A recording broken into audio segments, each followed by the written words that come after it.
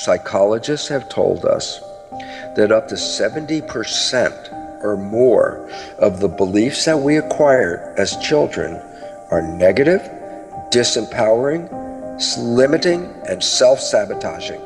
I say 70% of your program is from beliefs that undermine all your power.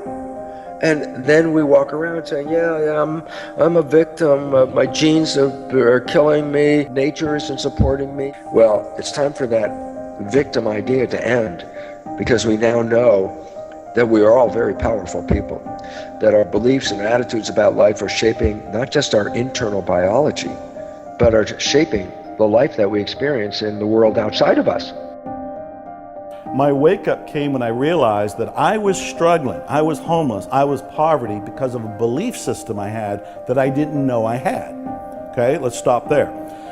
Everybody that's struggling is going through a belief system. They are manifesting that struggle unconsciously. They're not doing it with intent.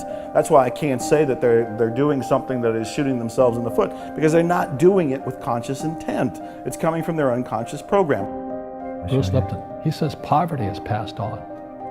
It's taught in your families. And middle class is taught in families.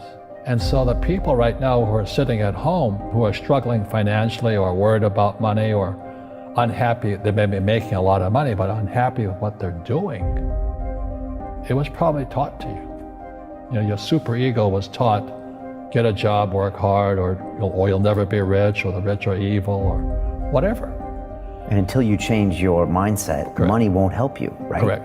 And we see that with people that win the lottery, people that make more money, they still have the same problem. Right. Because they have that poor man's soul. Correct. If you're poor, you'll always be poor.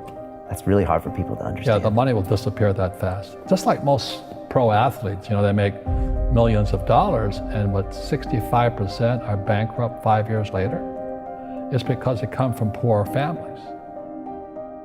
What is the one psychological test that correlates with success in life? And I found out that it's the marshmallow test. It's the test that has survived every challenge. You track students for 30 years in different countries, and you find that they are more successful, they have a lower divorce rate, higher income, higher status in society.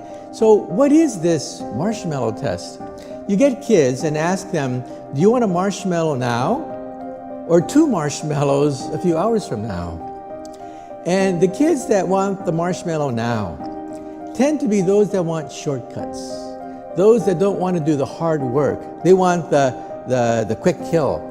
They grab that marshmallow. But the other ones say, no, wait a minute. If I wait 2 hours, I can get 2 marshmallows. I can hold out. There's a pot of gold waiting for me.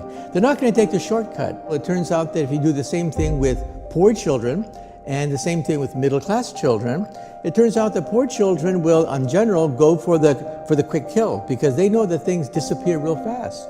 If there's money in the house, it's gone in the future. So they learn something. And so one of the reasons why poor kids will opt for the marshmallow now is because things disappear. People steal it. People grab it and run away with it, and there you are with nothing. Take it now. That's their attitude. And they learn that.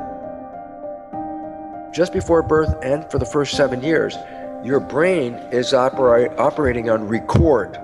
It's recording behaviors. I go, recording whose behaviors? Your parents, your family, your community. And I said, why can't I make up my own behaviors? I go, because the conscious mind, the creative mind, doesn't kick in until about age 7. Before age 7, the mind is working at a different vibrational frequency called theta. Theta is imagination. So a child is in theta for the first 7 years, but theta is also hypnosis. And I said, why would nature do that? Why should it make my first 7 years programmable?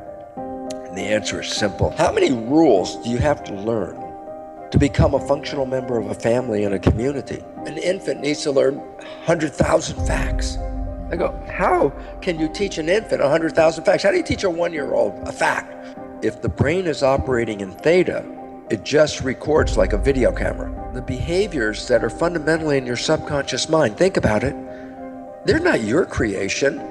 The fundamental behaviors in your subconscious mind, how to respond to life and how to behave, came from observing other people.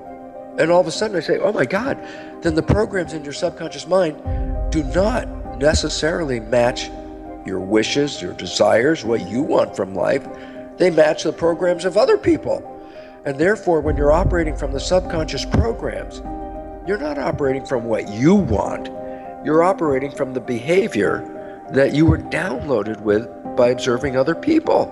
And that's why it's so difficult to get to your destination using the programs in your subconscious mind, because they weren't designed by you or for you.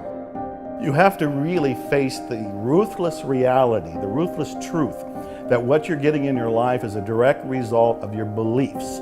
Your beliefs are controlling your thoughts are controlling your actions are controlling what the experience you're getting out in the real world. So back it all the way to the beliefs again. We got to find out what are the beliefs creating the reality you have, change those beliefs. You're going to have different thoughts, you're going to have different actions, you're going to have different results. It's going to be this domino effect. But it's got to start, not with the actions out here. It is one way to begin it, but I find it easier, more efficient and effective to come all the way back and start there. These people don't believe it'll work for them. These people that are struggling don't believe, first of all, they don't believe the information works at all. They just think it works for other people. I remember talking to a friend about affirmations, and she said, I tried affirmations don't work for me. And I looked at her and I said, do you realize affirmations don't work for me is an affirmation? She did not. And that is what's going on with people, is that they're telling themselves things that they don't realize is programming them for the very lack they're experiencing. Psychologists will tell us 70% or more of the thoughts that we have are negative and disempowering and self-sabotaging because they come from the programs that we got from other people. So it basically says, the moment you are thinking, the behaviors that are running you are no longer yours, they're other people's behaviors, and they don't support who you are. Here's the simplest conclusion.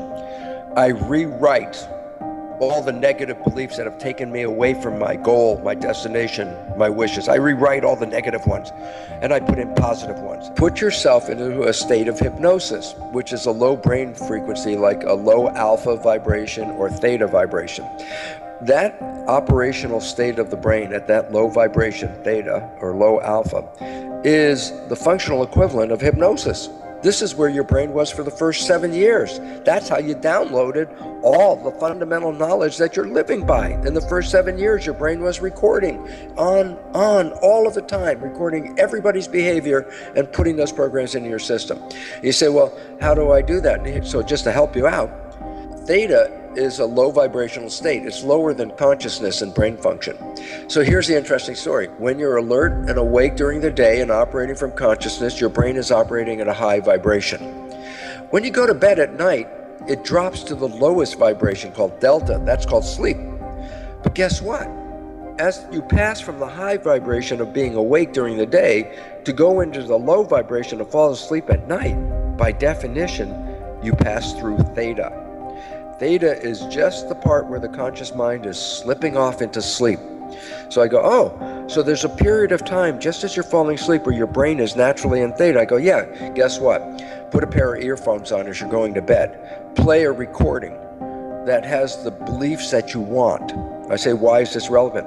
Because just as you're going to sleep and your mind is dropping out of the higher vibration of consciousness and going toward delta, you enter into theta. And if you have earphones on and you're playing a tape as you're going to sleep, your conscious mind doesn't hear the tape. It's your subconscious mind. It's hypnosis.